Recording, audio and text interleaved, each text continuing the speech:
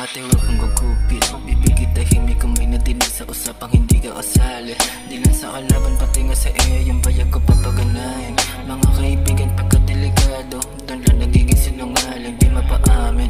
Kahit pa pangati huwag kang gugupit. Bibigit tahimik kung may nadinig sa usapang hindi ka kasali. Di lang sa kalaban pati nga sa iyo yung bayag ko papaganahin. Mga kaibigan pagkadelikado doon lang nagiging sinungaling, di mapaamin.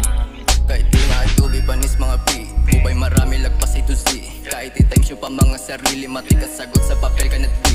Puno malapot bahay hanibi, rita kay G pagkuha manibig. Hindi agila ibahin mata pare papel dinadagit hindi mga G. Ingat sa fish baka ituro yung pwesto lalagyan ng sa'yo na para siyang si Dora. Yung baboy sa kanya biglang nakinugat sumunod agad na pagsabi niyang alam pa niya sa bagyang pala mga droga. Sa hood umiikot bandang alauna, inamoy siningot kami parang kaka pero tinatulak tunog hindi toga. Ibang mga rati chasing the pussy, bibig ko zip yung sulat ko BG. Groggy like zombie sila sa busan, kami get mula angas ng movie. Double S lagi tatak parang stussy, wala tong amulig ko to na bully. Pag yung mubari iwan yung bani, ginto sunod pangil ng mga malapit na natin makuha yung pinagpaguran ay papaganahin. Kahati ka sana sa bunga kaso pinili mo kung kalabanin. Makakatapa ka din sana sa aking natapakan ko sumama sa amin. Inangat na sarili na sipag at sulat di inasahan panalangin lalo lumalim. Puso sa pera at musika di napigilan nung tumibok. Sa haba pa ng nilakaran sa puta na alang kami hindi huminto.